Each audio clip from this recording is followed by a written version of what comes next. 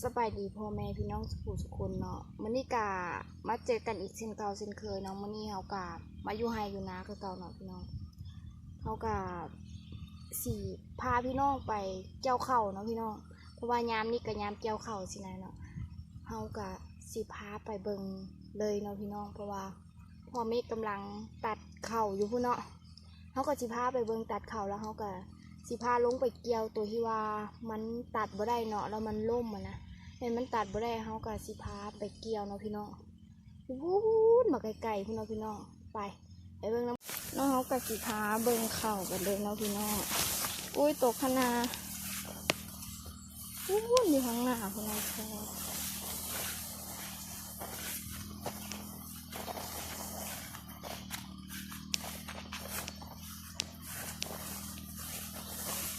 ไปเบิ่งน้ำกันเนาะเรื่องนี่แหละท่านสมมุติว่าเขาลงไปเพียงพอเลยพี่น้องแต่น้ำมันยังไม่ได้เบิดนะมันก็เลยมันเขียวอยู่ปุ๊บเป็นอย่างนั้นจึงไม่เป็นเกลียวเท่ากันนะเพราะว่ากบก้าบ่เท่ากันมันก็เลยบ่เป็นเท่ากัน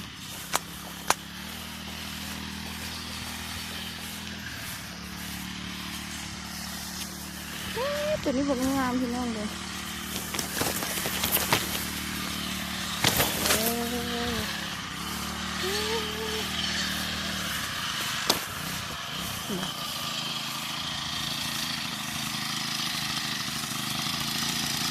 เถิดรัดนี่พี่น้องนี่เป็นเนื้อแบบนี้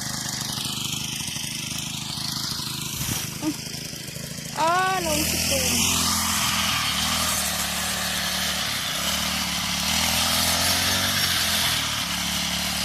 ข้าเจ้าตัดแบบนี้นะพี่น้องตัดลายจ้ะตัดไปแล้วแบบนี้มัดจ้ะจิ้งเฉยเนาะถ้ามันมีน้ำแบบนี้นะมันแบบมันอันนั้นยากเนาะพี่น้องเบิ่งใส่เกือบลงกับบ่ได้นี่เป็นแบบนี้เลยเกี่ยวจ้ะมันเป็นเกี่ยวพอกันเนาะเขาจะไปเกี่ยวบอลเชื่อมันล่มเนาะอยู่ต้นอันนี้แต่ต่อเกี่ยว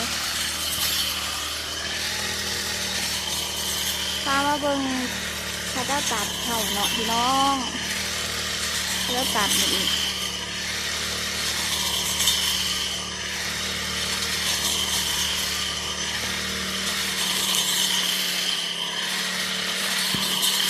ตัวจะได้ให้หนึ่งเกี่ยวว้อมถ้าเราจับตัดเอาให้หนึ่งมันก็ได้ใบนะพี่น้องแต่มันอาจสินานในเนาะเขาก็สิพาเลาะลงไปเบิ่งนะพี่น้องเขาสิพาเลาะลงไปบอนในร่มเขาสิเกี่ยวนะพี่น้องบอนในหันร่มนะคะจะสิเกี่ยวเข่าเนาะไปเบิ่งเลยจึ๊บบอนนี้ร่ม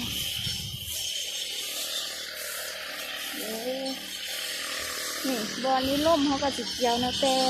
เสียดายแต่มันมีน้ำเนาะพี่น้องเห็นไหมน้ำมันล่มแบบนี้มันเอาจากตัดมาได้เนาะเขาก็เลยได้เกี่ยวนะพี่น้อง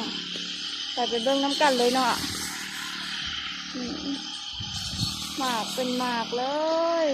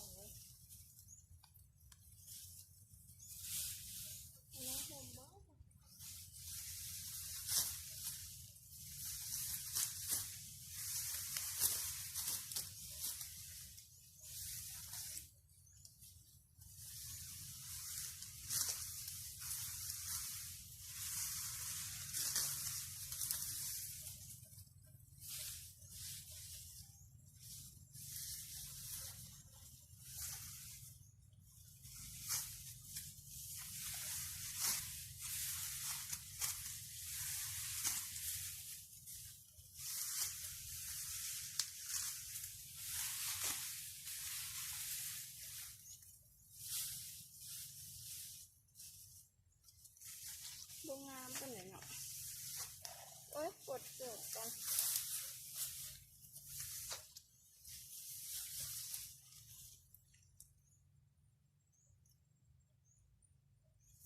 นี่มากำลังมา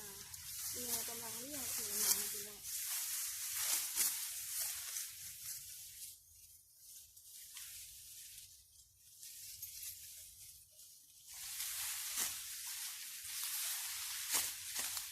ถ้าเด็กก็เที่ยวสูงเที่ยวร่มเที่ยวตรงนั้นตั้งเขากับบุกเที่ยวเที่ยวพอเขาสิออกจากตัวเขา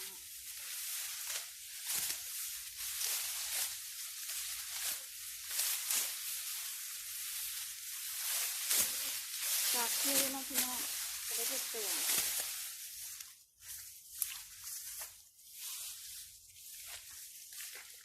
ไม่แรงฝนที่ตกหรือก็ตกอันนี้ตกก็หู้น่ะ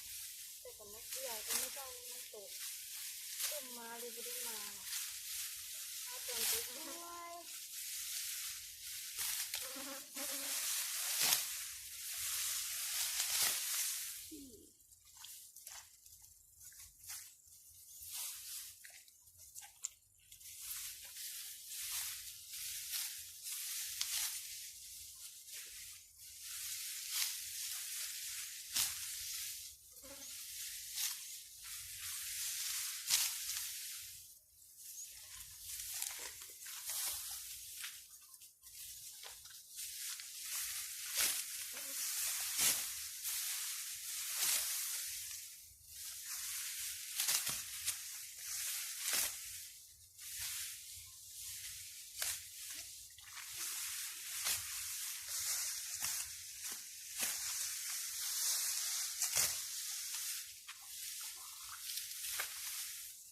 บนหนาขนาดนี้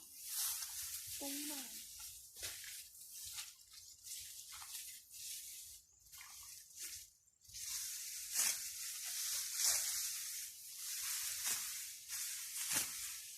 เขาก็พูดถึงน้อยแล้วก็เป็นนะคะในท่าในบ้านไหนมีผู้เดียวก็เป็นนะคะเขาก็ขายเห็นจะเป็นข้าวเจ้ามีก็ไม่มีแต่ก่อนนะคะ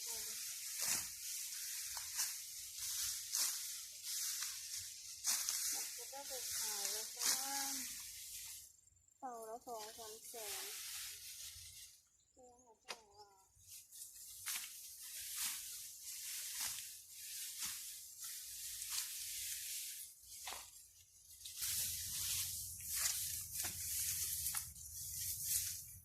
บางครั้งไม่ได้ใส่พอ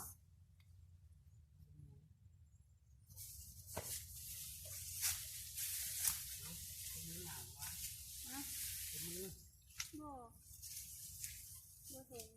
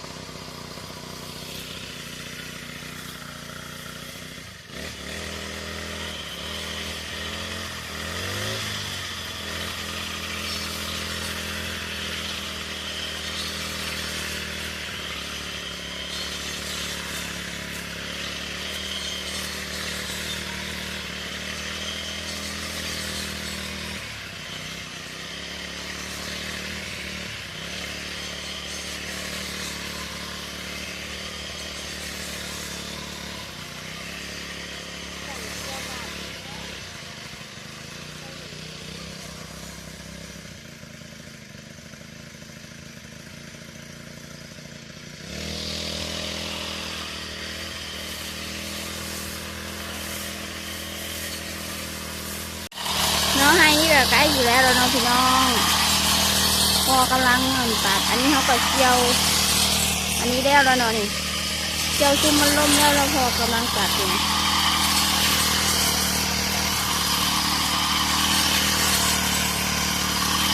เข่าก็บ่งามไปไหนเนาะพี่น้องคิดจะมากซื้อบ่งามไปไหนไม่ได้กินโม่เลยเป็นแดงหันไม่เป็นตะเกียวบุแล้วเนาะพี่น้องแต่ฟากแบบเขียวๆขึ้นไปหน่อยนึงหันมันยังไม่ได้เป็นตะเกียวเนาะแบบมันเป็นก้าเขาตกไม้ขนาดเนาะมันบ่งามมันงามอยู่แต่มันยังเขียวเนาะพี่น้องเบิ่งพอตัดเบิ่งเราตัดคือสีย่างเนาะพี่น้อง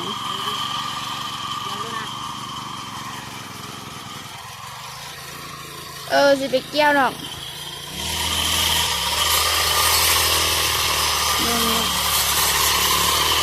แล้วก็ตัดประมาณนี้นะพี่น้อง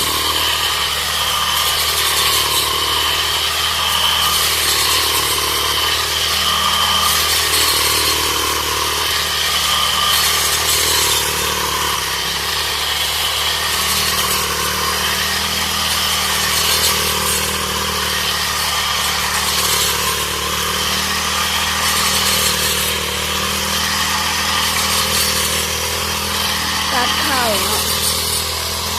เข่าหน้าปีเนาะพี่น้องบนแม่น้าแซงเขากระเฮ็ดเนาะประมาณ3-4 เดือนแหละเจ้าเก่าน้ำลงแล้วก็ตัดอันนี้เลยแซ่อันนี้เลยไถทุบอันนี้เลยนะพี่น้องอีกายนี่บงงามไปได้เนาะเอาหน้าแซงนะแต่ปีนี้คือว่าคล้ายแน่เนาะปัดเข่าหน้าปีพอได้อยู่ได้กินเนาะ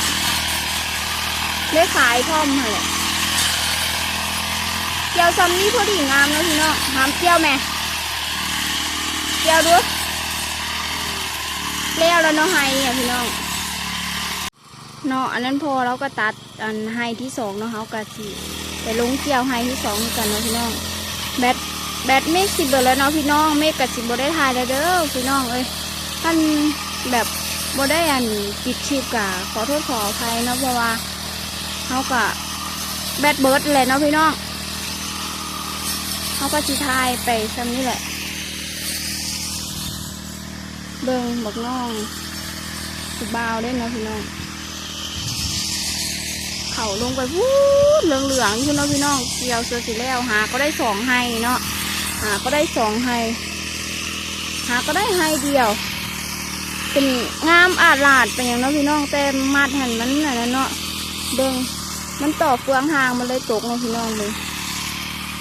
เขากับสิค้าพี่น้องแบบ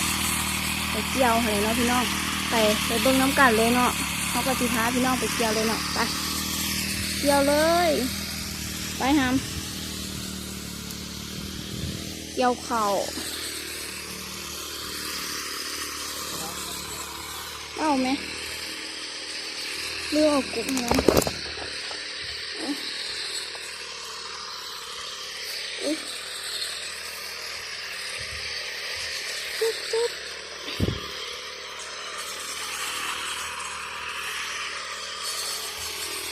เกี่ยวลูกนะให้เด็กไปเกี่ยวหันลงเกี่ยวหันไม่พอพี่น้องเขา